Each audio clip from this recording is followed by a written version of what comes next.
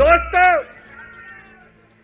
2 दिन के बाद, आज से 2 दिन के बाद मैं सीएम की कुर्सी से इस्तीफा देने जा रहा हूं। मैं तब तक सीएम की कुर्सी पे नहीं बैठूंगा जब तक जनता अपना फैसला ना सुना दे।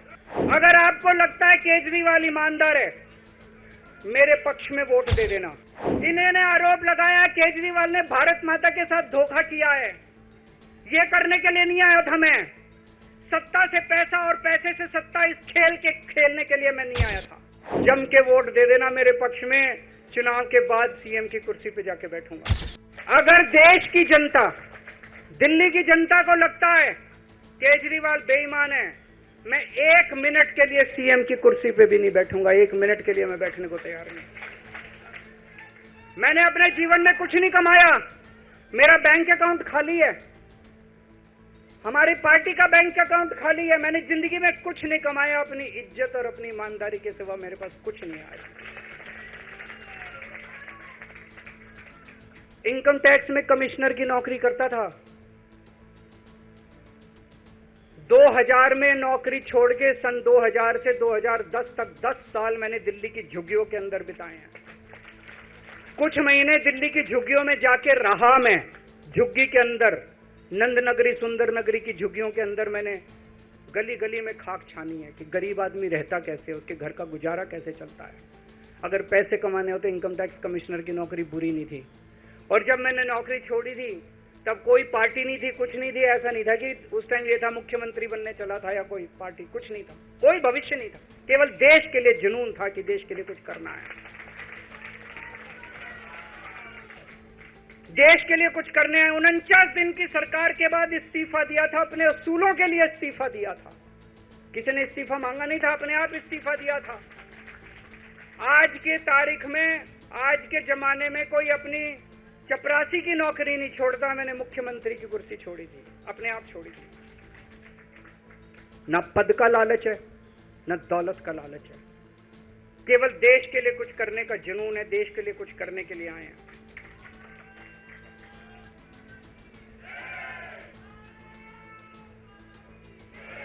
इन्होंने मेरे ऊपर आरोप लगाए, मनीष जी के ऊपर आरोप लगाए हैं। इस देश का जो सबसे कठोर कानून है, ईडी का कानून, पीएमएलए, जिसमें बेल भी नहीं मिलती, बेल मिलनी भी मुश्किल है, उसके अंदर हमारे ऊपर तरह तरह के इन लोगों ने आरोप लगाए हैं। कोर्ट से हमको बेल मिल गई, उसके बावजूद आज की तारीख में, आज जो स्थिति है, इससे फालतू कोर्ट और कुछ नहीं कर सकता था जितना कोर्ट ने कर दिया हमारे पक्ष में। हम कोर्ट के बहुत शुक्रगुजार हैं। कोर्ट ने हमें बेल दे दी, अभी बेल तक ही दे सकता था।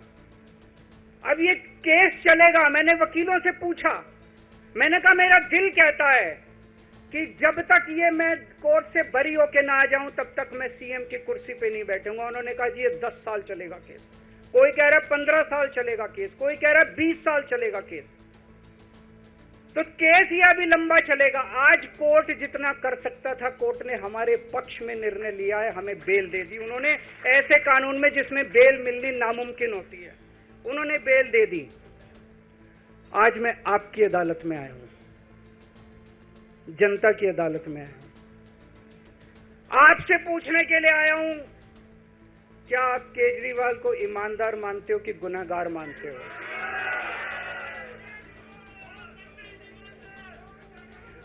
मैं दिल्ली की जनता से पूछना चाहता हूं, मैं देश की जनता से पूछना चाहता हूं कि क्या केजरीवाल ईमानदार है कि गुनहगार है? दोस्तों, 2 दिन के बाद, आज से 2 दिन के बाद मैं सीएम की कुर्सी से इस्तीफा देने जा रहा हूं।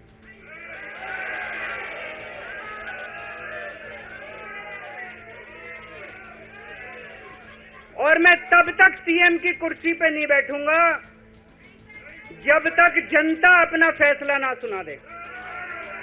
मैं जनता के बीच में जाऊंगा, गली गली में जाऊंगा, घर घर में जाऊंगा, और जब तक जनता अपना फैसला ना सुना दे कि केजरीवाल ईमानदार है, तब तक मैं सीएम की कुर्सी के ऊपर नहीं बैठूंगा।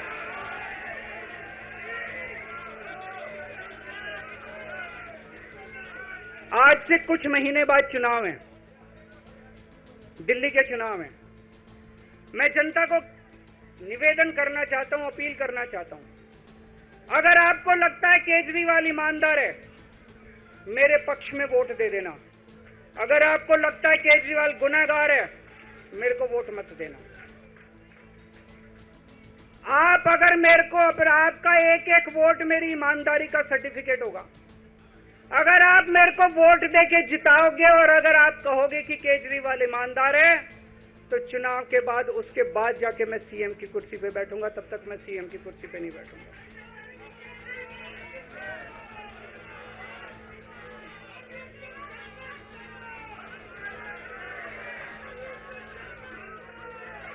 आपको लग रहा होगा अभी अभी जेल से रिहा होके आया है, ये कैसा क्यों बोल रहा है?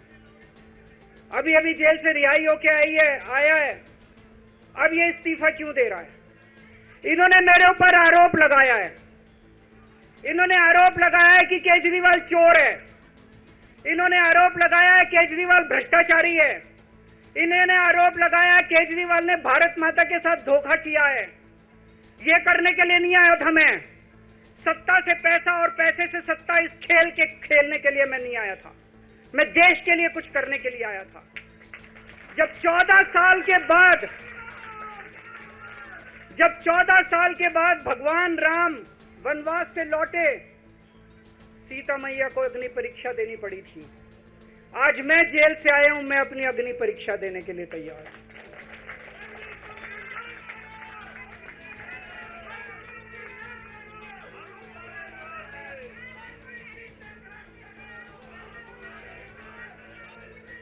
ये कुछ लोग बोल रहे हैं सुप्रीम कोर्ट ने कुछ कंडीशंस लगाई हैं, काम नहीं कर पाएंगे। पिछले 10 साल में इन लोगों ने कंडीशन लगाने में कोई कसर छोड़ी थी? एलजी साहब ने कंडीशन लगाने में कोई कसर छोड़ी थी? केंद्र सरकार ने 1 कानून, 2 कानून, 3 कानून, कानून पे कानून डाल के मेरी पावर छीन ली, पर आपके काम बंद नहीं होने दिए मैंने।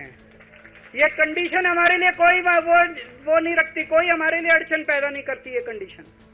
इन कंडीशन को भी देख लेंगे, लेकिन मेरे लिए जो मायने रखता है वो है, मैंने अपनी जिंदगी में ईमानदारी कमाई है। अगर आपको लगता है केजरीवाल ईमानदार है, जम के वोट दे देना मेरे पक्ष में। चुनाव के बाद सीएम की कुर्सी पे जाके बैठूंगा।